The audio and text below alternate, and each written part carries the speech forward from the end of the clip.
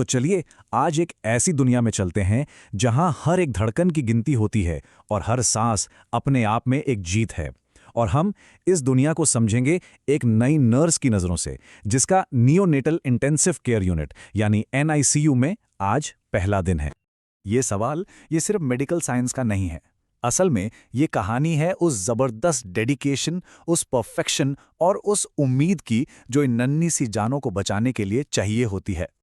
निको, ये सिर्फ एक कमरा नहीं है, ये अपने आप में एक अलग ही दुनिया है और यहाँ का हर एक नियम, हर एक प्रोसेस बस एक ही मकसद के लिए बनाया गया है, जिंदगी बचाना। तो सवाल ये है कि आखिर एनआईसीयू है क्या?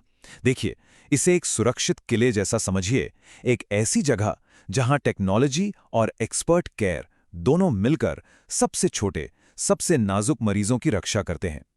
यहां हर चीज, मतलब हर एक चीज, एक खास मकसद से पूरी तरह कंट्रोल में रखी जाती है।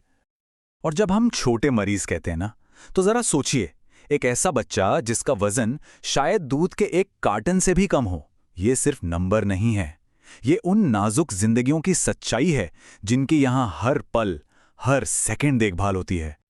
एक और दिलचस्प बात, सारे एनआईसीयू एक जैसे नहीं होते। इन्हें ना जरूरत के हिसाब से अलग अलग लेवल में बांटा गया है। जैसे लेवल 1 में होती है बेसिक केयर, और वहीं लेवल 3C में सबसे एडवांस्ड लाइफ सपोर्ट टेक्नोलॉजी इस्तेमाल होती है। मतलब सीधी सी बात यह है कि हर बच्चे को बिल्कुल वैसी ही देखभाल मिलती है जैसी उसे उस वक्त चाहिए होती है। तो चलिए अब देखते हैं कि यह दुनिया आखिर काम कैसे करती है। देखिए, निकियों में नियम बहुत ही सख्त होते हैं और इसका सबसे बड़ा, सबसे जरूरी कारण है इन्फेक्शन, उसे हर कीमत पर रोकना। यहाँ की सबसे इंटरेस्टिंग चीजों में से एक है इसका वन वे डिजाइन। इसका मकसद बिल्कुल साफ है, ये पक्का करना कि जर्म्स कभी भी डर्टी एरिया से क्लीन एरिया में वापस ना आएं। मतलब हर कोई एक ही रास्ते पर चलता है, क्लीन से डर्टी की तरफ। सुनने में बड़ा सिंपल लगता है, लेकिन ये एक बहुत ही पावरफुल तरीका है। और ये है यहाँ का गोल्डन रूल। ये कोई सलाह नहीं है, ये एक कमांड है, एक ऑर्डर। इस एक नियम को मानना या ना मानना जिंदगी और मौत के बीच का फर्क तय कर सकता है। और ये डिसिप्लिन सिर्फ हाथ धोने तक ही नहीं है। नाखून एकदम छोटे, कोई ज्वेलरी नहीं, ढीली आस्तीनें नहीं, यहां तक कि हर एक बच्चे के बाद स्टेथोस्कोप को भी साफ करना पड़ता है। इन सारे नियमों के पीछे वजह सिर्फ एक है, एक प्री मैच्योर बेबी के लिए एक मामूली सा जर्म भी जानलेवा साबित हो सकता है। तो इतने सारे नियमों के बीच एक नर्स का असल काम क्या होता है? उनके मिशन को ना हम 3 शब्दों में समझ सकते हैं, 3 बहुत जरूरी शब्द।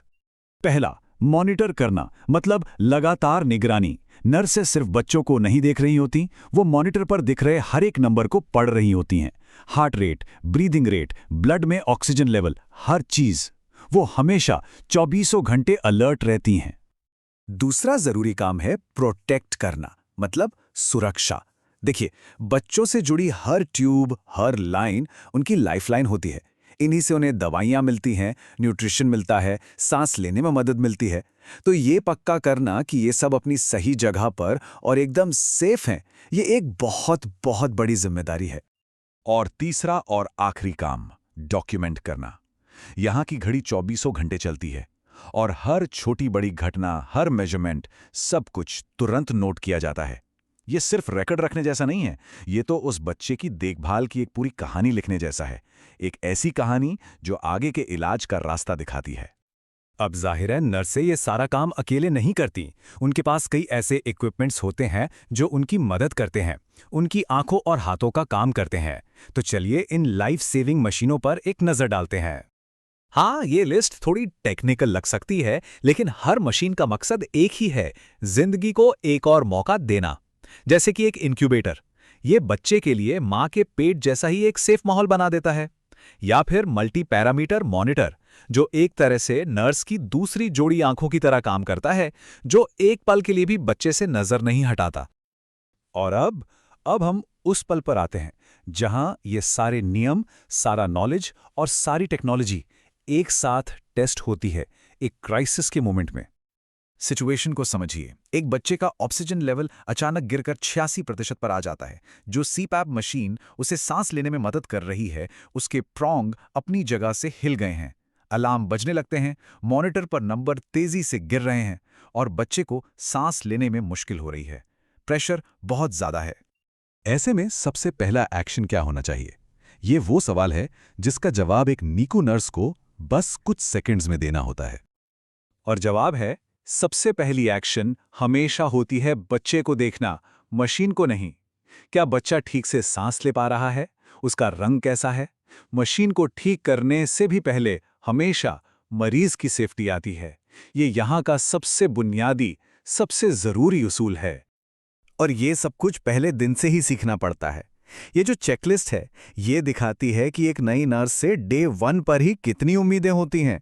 एंट्री एग्जिट प्रोटोकॉल से लेकर चार्ट भरने तक हर स्किल पर पकड़ बनानी होती है, क्योंकि यहाँ सीखते सीखते गलती करने की गुंजाइश ना के बराबर होती है। तो जब हम इन सारे प्रोटोकॉल्स, इस टेक्नोलॉजी और इस जबरदस्त प्रेशर को एक साथ देखते हैं, तो हम एक आखिरी सवाल पर पहुंचते हैं। इतनी ज्यादा बारीकियों वाली दुनिया में इस लेवल की देखभाल का असली मतलब क्या है? ये सिर्फ मेडिकल प्रोसीजर की बात नहीं है। ये बात है उस असाधारण इंसानी जज्बे की, जो हमारे सबसे छोटे, सबसे नाजुक जिंदगियों को लड़ने का एक मौका देता है। इस पर जरूर सोचिएगा।